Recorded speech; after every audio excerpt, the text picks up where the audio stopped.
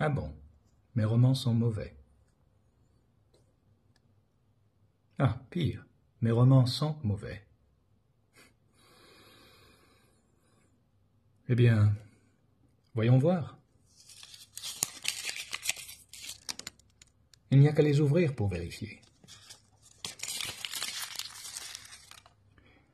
Aujourd'hui, je vais lire les premières pages de mon premier roman, Le Prolapsus de Monsieur Pitt.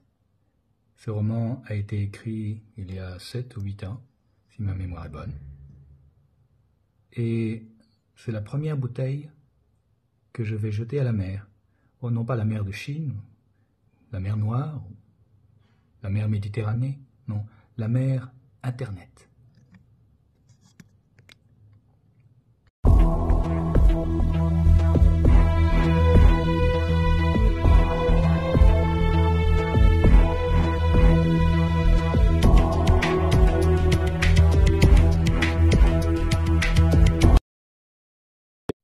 Une joaillerie pour des bijoux de chair. Rencontre avec le Dr X.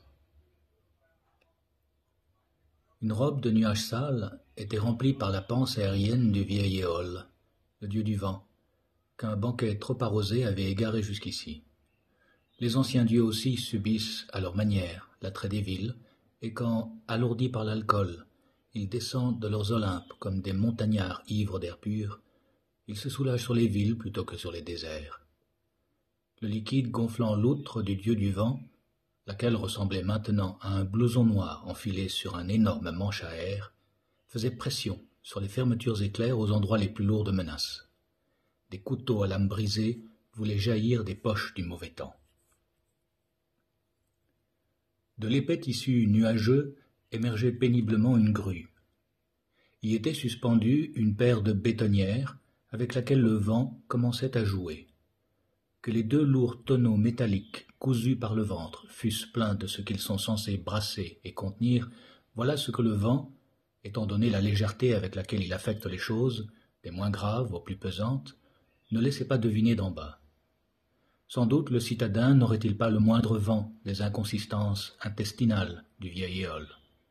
Ce n'est pas que le mauvais temps ne laisse pas aux odeurs l'occasion de s'exprimer, mais nous sommes dans une grande ville, et les grandes villes ont toutes une odeur privilégiée, qu'elles ont en quelque sorte divinisée, et qui l'emporte par conséquent sur toutes les autres odeurs, au point d'y être adorées, comme ont pu l'être certains dieux, au demeurant fort détestables. Éole n'ayant pas d'hôtel dans cette ville, il était forcément de passage. Mais pour autant, le ciel allait-il se contenter de rendre gentiment l'ambroisie frelatée qui se trouvait dans le ventre dilaté du nuage? Et si à la pluie imminente se mêlaient des gouttes de ciment? Dans le silence de recueillement précédant l'explosion de vie de l'orage, perçaient les cris de petits oiseaux réfugiés dans les arbres les plus feuillus de l'avenue. Aussi ignorants de ce qui pouvait leur tomber dessus qu'avaient dû l'être les êtres de cendres retrouvés recroquevillés sous les auvents de Pompéi, ils sentaient pourtant dans l'air un danger.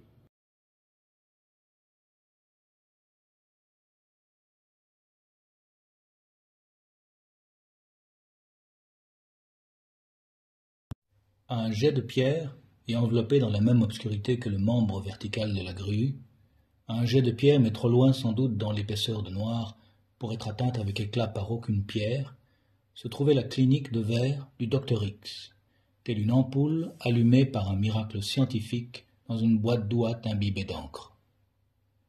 Il convient de dire que ce qui se faisait dans cette clinique n'était pas très clair de prime abord, ni ne le devenait jamais tout à fait aux yeux du plus grand nombre, même par très beau temps. Il y a des brouillards faits pour ne jamais se dissiper. Une inondation de saine lumière accueillit l'homme que le monde entier ou presque a vu ou n'a pas pu éviter de voir une fois au moins dans l'obscurité d'une salle de cinéma ou de tout ce qui peut en tenir lieu.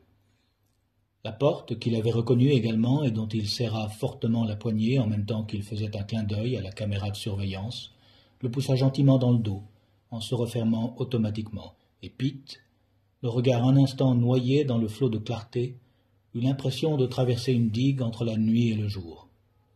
À la lumière de cet aveuglant contraste, nostalgique du cinéma noir et blanc, Pitt ne manqua pas de savourer en fermant les yeux la science médicale à laquelle il venait s'en remettre apparut avec une évidence éclatante. Le scénario dont il avait suivi les indications jusqu'ici était des plus sommaires, si sommaires que Pitt n'avait peut-être jamais été aussi libre d'interpréter, ni aussi inquiet d'avoir à le faire. Il s'agissait en tout et pour tout d'un plan avec une adresse entourée au feutre rouge et de didascalie qui n'intéressait que lui. La caméra, dont par expérience il devinait la présence, l'avait suivi jusqu'à la porte de la clinique, était entrée avec lui en n'oubliant pas de saluer d'un clin d'œil sa consoeur haut perchée, et avait profité de ce que Pitt, aveuglé, ferma un instant les yeux pour le devancer. Si bien que qui lit ceci devient en ce moment même le spectateur d'une histoire qui ne devrait pas être vécue sous cet angle, et peut-être aussi le lecteur d'un scénario qui va mal tourner, car qui peut savoir ce qui se joue à l'intérieur d'un acteur qui improvise. La première scène de Pitt dans l'éponyme Prolapsus, elle peut commencer ici, si l'on s'accorde à couper l'image, fort mal éclairée, de l'arrivée du héros sous les prodromes de l'orage, dans sa limousine brillante d'opacité, et celle de son entrée dans l'établissement de verre peu transparent.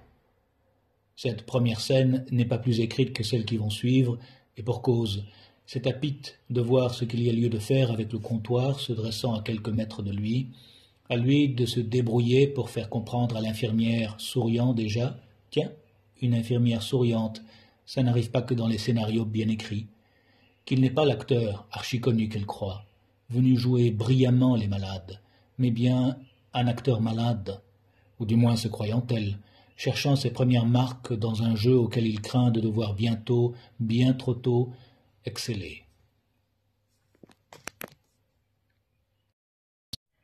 Le claquement de la porte, un peu amorti par les solides épaules de l'acteur superlativement célèbre, ainsi poussé automatiquement sur le devant de ce qu'il faut bien appeler la scène, vient d'annoncer à la manière d'un clap qu'il faut y aller, et Pitt de rentrer dans ses gonds, en cessant sur le champ de penser à ses genoux qui tremblent, et Pitt de sortir le grand jeu de la spontanéité. 5 pas, posément, jusqu'au comptoir, qui est long comme sa limousine, mais qui n'a pas les vitres fumées grâce auxquelles, s'il en avait aussi la télécommande, Pitt empêcherait l'infirmière d'accueil de le dévisager.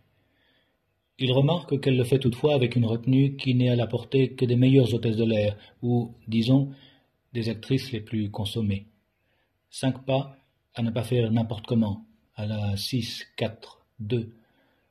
Ce n'est qu'au 3e qu'arrive enfin aux oreilles de Pitt la musique de fond, concurrencée d'abord par le fait que dès son entrée l'acteur a senti croître en lui, en accéléré, une forte envie de reculer. Aussi est-il comme un arc tendu lorsque la pointe de ses chaussures se plante dans le caoutchouc bordant le bas du comptoir de marbre blanc, comme un arc tendu de tout le recul qu'il aurait voulu prendre, et les mots qu'il a préparés, la première ligne de son texte, 5-1, 4 mots, car dans son empressement contrôlé, dont il se resservira si un jour on lui propose d'entrer dans la peau d'un pilote ayant à réussir un atterrissage forcé, il a compté 2 fois le mot à trait d'union. Les mots qu'il a préparés flottent en sortant de sa bouche comme une flèche, qui saurait qu'elle va manquer la cible. Pitt, mademoiselle, j'ai rendez-vous. Heureusement, l'infirmière aux allures d'hôtesse d'accueil, malgré tout le professionnalisme de sa retenue, est attirée par la mèche folle barrant le front de Pitt, et la flèche passe la cible sans que l'hôtesse, troublée certainement par ce manque d'adresse imprévue, ne s'arrête pour demander qu'on répète la scène. Sa première scène avec Pitt. D'abord, il n'est pas certain qu'une femme, qu'elle soit intelligemment belle, sottement laide, verte, mûre, verbeuse ou simplement muette devant la beauté la plus directe, veuille que lorsque l'homme le plus sexy du monde se plante devant elle, ce soit forcément pour un rendez-vous avec elle. Ensuite, si dans aucun des bouts d'essai qu'elle a fait pour elle-même, les yeux fermés derrière son comptoir, l'infirmière n'a pu imaginer plus qu'une gêne virilement feinte de la part d'un homme dont le regard, disent les magazines, fend en deux, comme Robin des Bois ses propres flèches, le regard des femmes les plus aguerries, jusqu'au cœur du nerf optique. Elle savait trop bien que tous les hommes qui s'approchaient de son comptoir pour se faire donner un instant la réplique, lorsqu'ils ouvraient la bouche pour en faire sortir clairement et simplement le motif de leur visite, et quelque éloquente que pût être leur réputation, rejouaient malgré eux le rôle de l'un ou l'autre des prétendants de Pénélope, alors que tous étaient encore à l'instant d'avant empensés dans les glorieux haillons d'Ulysse. Dans le hall d'accueil, qui devait être aussi lumineux, aseptisé et vide que devait être sombre, puante et encombrée la salle où la jeunesse masculine d'Ithaque ripaillait aux dépens du maître absent, l'un parlait soudain trop fort, comme s'il se mettait à réprimer le mendiant qu'Ulysse n'avait jamais été de cœur. L'autre parlait trop vite, décochant 2 ou 3 mots à la fois au lieu d'un seul, pour se paraître à lui-même aussi rapide que le premier se croyait fort. Un troisième se fichait net devant l'infirmière, sans rien lâcher, certain de ce que sa réputation parlerait assez à cette femme, trop belle pour n'être qu'une simple servante, mais trop avancée pour être déjà la maîtresse de maison. Tel autre pensait faire oublier qu'il n'était que le 4e sur la liste d'Homère, en se présentant sous un faux nom, et ainsi de suite, jusqu'au dernier venu des prétendants aux honneurs de cette maison qu'on nomme célébrité. « Vous êtes attendu, monsieur Pitt, » répond l'infirmière, qui, prévenue en sa faveur, ne se laisse pas frapper de biais par le manque d'assurance qui dirige l'acteur comme une empenne déplumée. Du reste, le mot qui, d'une syllabe, l'emporte pour l'acteur sur tous les autres en signification, à savoir son nom, circulait depuis des jours dans la clinique, ne quittant l'arc d'une lèvre que pour faire vibrer la corde d'un tympan.